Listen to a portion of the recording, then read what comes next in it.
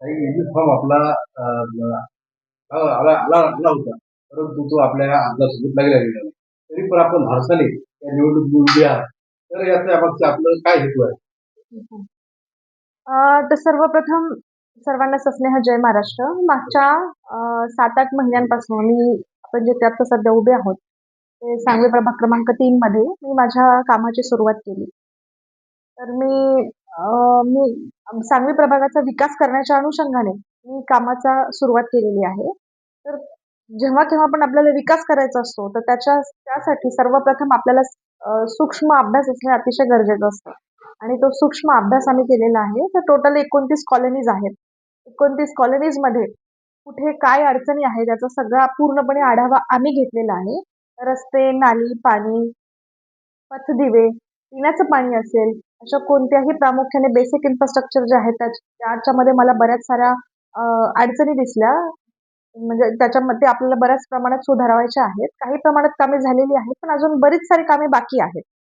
तर त्या अनुषंगाने आम्ही एक आढावा तयार केलेला आहे.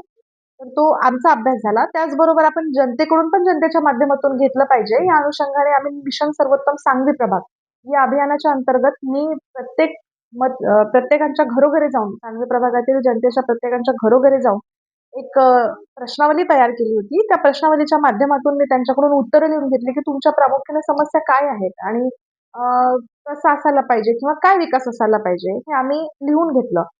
आम्ही केलेला अभ्यास आणि त्यांच्याकडून आलेलं, त्यांचं आम्ही एकत्रीकरण केलेलं आहे आणि त्याचा पूर्णपणे रोडमॅप तयार केलेला आहे. जसं की एक प्रभाग आला, की फक्त रस्ते, नाली, पाणी, ड्रेनेज लाईन, पिण्याचं पाणी, पथदिवे ह्या एवढ्याच समस्या नसून त्याच्या व्यतिरिक्त अंगणवाडी असतील, शाळा असतील, हॉस्पिटल असतील, मेडिकल असतील, अशा कोणत्याही प्रकारच्या सुविधा माझ्या प्रभागात आता सध्या उपलब्ध नाहीयेत.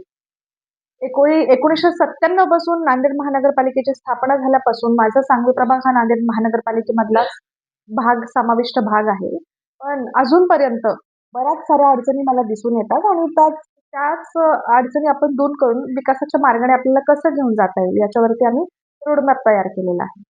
विरोधक म्हणतात, की आपल्याला राजकीय क्षेत्रामध्ये अनुभव कमी आहे हं, आणि त्या परिसरामध्ये ज्या काही समस्या आहेत, हं. त्या आपल्याकडून सुटण्याची शक्यता नाही.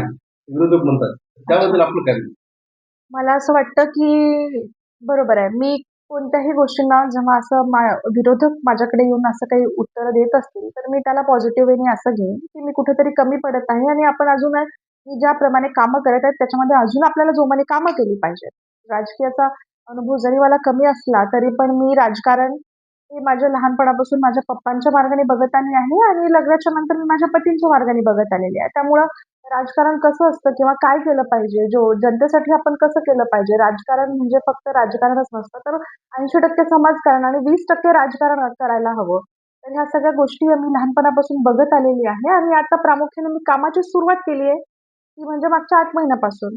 त्याच्यामुळे राजकीयाचा अनुभव जरी मला कमी असेल, तरी त्याला पॉझिटिव्ह वेने मी घेऊन जिथे-जिथे मला गरज वाटते, की अजून आपण त्याच्यावरती काम केलं पाहिजे, तर त्याच्यामध्ये सुधरवून मी अजून चांगल्या प्रकारे कामं करण्याचा मी प्रयत्न करेन. आता आपल्याच प्रभागामध्ये अधिकृत उमेदवार आहेत आता आपल्याच पक्षाचे आणि हं, आपण अपक्ष आहात. तर बरोबर आहे. ते जी काही यंत्रणा आहे पक्षाची, तर त्या अधिकृत उमेदवाराच्या मागे असणार. मग आपल्याकडे उमेदवार यंत्रणा कशा प्रकारची आहे? सर्वात प्रथम तर मला माझ्या कामावरती विश्वास आहे. मी बरीच कामं केलेली आहेत, जनतेपर्यंत पोहोचलेली आहे. जनतेशी एक प्रकारचं माझं नातं ज्या प्रकारे निर्माण झालेलं आहे आणि जेव्हापासून मला अपक्षाचा फॉर्म मी भरला, तेव्हापासून ज्या प्रकारे मला जनतेचा पाठिंबा मिळालेला आहे, त्यामुळं मला माझ्या कामावर आणि माझ्या जनतेवर पूर्णपणे विश्वास आहे. काही जण आपलेच आमदार साहेब आपल्या नांदेड जिल्ह्यामध्ये आपल्याच पक्षाचे काही आपलं समर्थन करत आहेत आणि काही नकळतपणे किंवा अप्रत्यक्षरित्या आपल्याला विरोध दाखवत आहेत. तर याबद्दल आपलं काय मत? ज्यांच्या त्यांच्या प्रतिक्रिया असतात, ज्यांना जसं योग्य वाटतं त्याप्रकारे ते विरोध करत असतात. पण आम्ही एक शिवसैनिक आहोत आणि आपले राज्याचे उपमुख्यमंत्री माननीय एकनाथरावजी शिंदे साहेब आहेत आणि त्याचबरोबर कल्याण डोंबिवलीचे खासदार डॉक्टर श्रीकांतदादा शिंदे साहेब. त्याचबरोबर हेमंतभाऊ पाटील साहेब, आमदार बाबूरावजी कदम कोळीकर साहेब आणि आमदार बोंढारकर साहेब यांचा खंबीर पाठिंबा आम्हाला कायमच आमच्या सोबत आहे. कारण आम्ही एक शिवसैनिक आहोत. शिवसैनिक म्हणून आम्ही काम करतो आणि मुख्यमंत्री एकनाथरावजी शिंदे साहेबांना आणि श्रीकांतदादांना आम्ही आमचे देव माणूस मानतो. कुठल्याही परिस्थितीमध्ये आम्ही त्यांना सोडू शकत नाही. आज जरी माझ्या पक्षाचं चिन्ह माझ्या सोबत जरी नसलं, तरी पण त्यांचा खंबीर पाठिंबा आमच्या सोबत आहे. सध्या आता विद्यमान आमदार आहेत या पक्षामागे या उत्तर गोव्याचे विद्यमान आमदार आहेत कल्याण कसं आहेत. आता तुम्हाला ते काय म्हणून विरोध करत आहेत?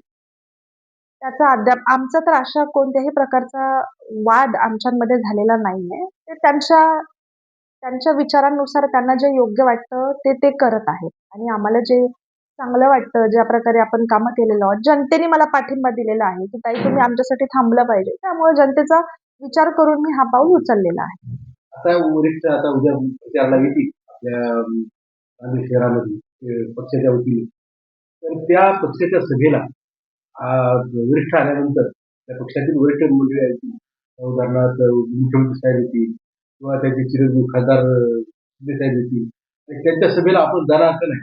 अद्याप मला तर अशा काही सूचना आलेल्या नाहीयेत, की उपमुख्यमंत्री साहेब इकडे नांदेड दौऱ्यावरती येणार आहेत आणि त्यामुळे त्यामुळे त्यावर त्यावरती मी काही असा विचार केलेला नाही. बऱ्याच सर्व पक्षांची वरिष्ठ मंडळी जी आहे त्या सभा ठरलेल्या आहेत. मग आता एक सभा आपली पण असेल शिवसेनेच्या असेल, पण अद्याप मला अजून असा कुठलाही मेसेज माझ्यापर्यंत पोहोचलेला नाहीये, की ते येणार आहेत आणि त्यामुळे त्याच्यावरती मी काही विचार केलेला नाही. बरं आपण काही बोलवणार आहात का सभेसाठी साहेबांना? नाही, अजून सध्या तरी मी काय असा विचार केलेला नाहीये कोण होईल सभेसाठी. का आता आपल्या सभेला एखादी सभा आपली अगदीच होणार आहे. आज सध्या तरी काही विचार केला नाहीये. ऐन मोमेंटला ठरू शकतो. पण आता सध्या तरी काही विचार प्रचारात केला नाही. सध्या मी तरी स्वतः प्रत्येकाच्या घरोघरी जाऊन भेटी देत आहे. सगळ्यांना सांगत आहे. कारण आता चिन्ह बदललेलं आहे. पक्षाचं चिन्ह जरी सोबत नसलं, पाठिंबा असेल जरी सोबत, तरी चिन्ह बदललेलं आहे म्हणून ते चिन्ह मला सगळ्यांपर्यंत पोहोचणं अत्यंत गरजेचं आहे. आणि त्याच अनुषंगाने मी सगळ्यांच्या घरोघरी जाऊन मी माझं जे चिन्ह बदललेलं आहे, ते आहे छत्री. मी सगळ्यांना जाऊन सांगत आहे, की माझं चिन्ह आहे छत्री. तुम्ही या बटनावरती दाबून तुम्ही प्रचंड मतांनी, बहुमताने मला विजयी करा. आपण म्हणाला होतात आपला अगदी जो आहे छाननीच्या शेवटच्या दिवशी आपण म्हणाला होतात की मी माझ्या प्रभागामध्ये जाऊन मी अपक्ष लढवणार आहे. लढवू का नको हे मी माझ्या प्रभागाच्या जनतेला मी विचारणार ठामपणे आहे. विचारणार. तर त्यावर आपण विचारलं का आणि आपलं समाधान झाले? Yes, yes, yes. मी विचारलं सुद्धा आणि हजारोंच्या संख्येने माझी जनता माझ्यावर पोहोचली सुद्धा आणि तेही सत्कारांचा हार घेऊन, ताई आम्ही तुमच्यासोबत आहोत. तुम्ही आमच्यासाठी लढलं पाहिजे.